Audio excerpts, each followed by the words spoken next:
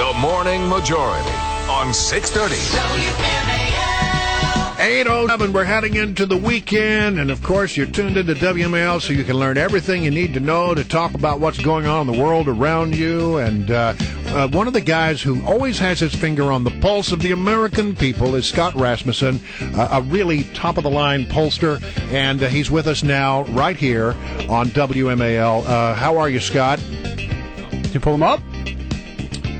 Hold on. We're going to put him on hold. He'll be here in a second. We're working through some technical issues. Interesting.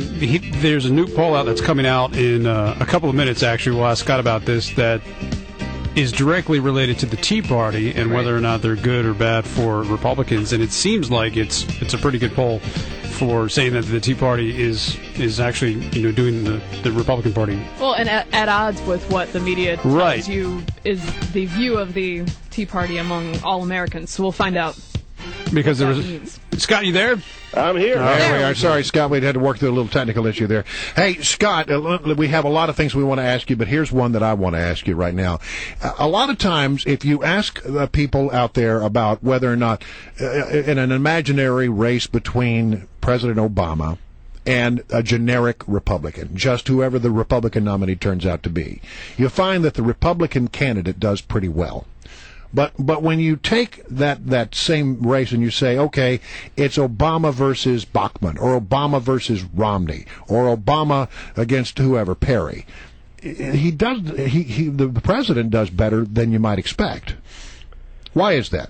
Well, there's a number of factors. Some of the Republican candidates that you mentioned don't have the name recognition. The front runner always polls better than other names. And also there's some jockeying between the Republicans. There are some people out there who say if Michelle Bachmann isn't going to be the nominee, I'm not going to vote for the Republican. We saw that in the last time around. There were a lot of Hillary Clinton supporters who said, I won't vote for Barack Obama no matter what. And of course, they eventually came home and did. Right. So the generic number gives a good indication. The individual race is not so much. But the reality is it's a year and a half until Election Day. And if you were the president of these United States right now, looking at your disapproval ratings, you'd be pretty sad, wouldn't you? I mean, I've never seen numbers quite like that. Right. The president clearly is vulnerable right now in terms of his reelection bid. His support is eroding. The economy is the big issue, and no matter how we talk about it, no matter how you poll about it, people have lost confidence in the economy. They have lost confidence in the political leadership, and it's not like you can wave a magic wand to make everything better. But that's what the president has to do. He has to find a way to improve the economy. All right, here you got a new poll that's coming out right now about the Tea Party and its effect on the Republican Party. Yeah, now this is among likely Republican primary voters. Okay. 58% of them say, you know what, the Tea Party is going to help us in 2012. Hardly any Republicans, just 22% say the Tea Party is going to have a negative impact. And the other significant part of this story, there's a lot of talk in the media about how the Tea Party's are too ideologically pure, and they're going to drive the Republicans over the edge. Well, in fact, the data shows that the Tea Party members are more committed to voting for any Republican candidate than people outside of the Tea Party. So it's a little different twist. That is interesting. Consistently through all the numbers. The other thing that surprised me is that your poll shows that actually Mitt Romney does better among non-Tea Party Republicans, 24% back him, but 27% back Perry, meaning that non-Tea Party members are likely to vote for Perry or like Perry better than Romney.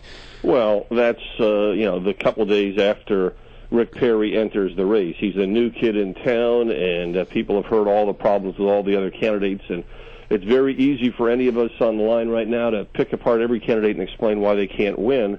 Rick Perry is new to that game, and just as a reminder, 4 years ago, Fred Thompson came in with a huge Yeah, good point. So I'm not saying that Rick Perry is going to follow the same path, but this is just sort of a normal phenomenon. He's the only Southerner in the race, so Perry is doing pretty well right now. But it's much different running for president than being outside and having people talk about you running for president. It seems to me that despite polling and pretty decent data on the fact that the Tea Party is not exactly what people expect it to be demographically, ideologically, they can't escape from the the media coverage of them, and that is reflected in many other people's polls of the entire electorate about the Tea Party, and the views are pretty negative. That's right. And by the way, they've gotten more negative after the debt ceiling debacle. Right. There's 36% have a favorable opinion now of the Tea Party. The way I describe it is there is no real Tea Party. The Tea Party is a group of individual organizations. Some of them have different ideas.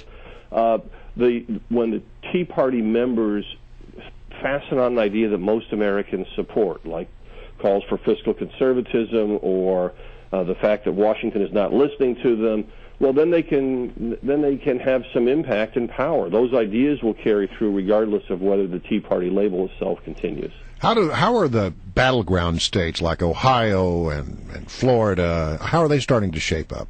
Well, in all of them, the president is weaker than he was 4 years ago. So that means in a state like North Carolina, where he won by less than half a percentage point, he is trailing. Florida is looking uphill. Ohio, he's a little bit weak in. I think the thing that makes Democrats nervous is there's some polling in places like Pennsylvania where the president is struggling. The rule of thumb that I would apply right now is take about maybe 6 or 7 points off what the president got the last time around in any state, and you'll see just how competitive it might be. And the reason I say that is the president's job approval ratings is somewhere between 6 and 8 points lower than his vote total the last time around. Is there a point, do you think, Scott, with the approval rating that you get to, that you just say this guy can't get reelected from this point? Or can Obama's political skill rise above? There is certainly no point that we're anywhere close to right now where he can't rise above it. An awful long way to go. The numbers that I keep trying to remind people of are from different elections to show how fast things can turn. But if you went back to mid-1983, Ronald Reagan and Walter Mondale were tied in the polls, and Ronald Reagan won 49 states. Right.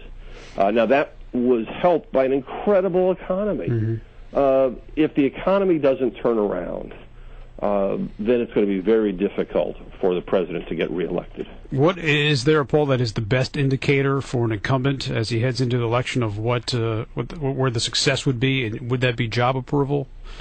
Job approval gives you the best indication of where his vote total will be. So if his job approval is at 45%, you'd expect him to get around 45% of the vote. In terms of a leading indicator, my own preference is it's the way that people perceive their own personal finances. And right now, they think they're worse off than they were on the day Barack Obama took office. Okay. Here's one that you put out on Wednesday, Direction of the Country.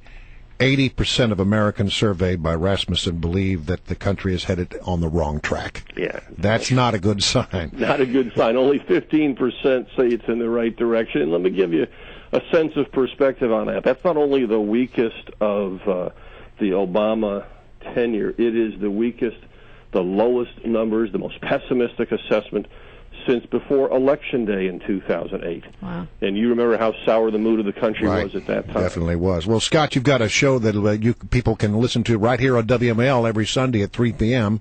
We thank you for joining us here on The Morning Majority. I look forward to talking to everybody at 3 on Sunday, and thanks for having me on today. It's always good to have you, Scott. Good to catch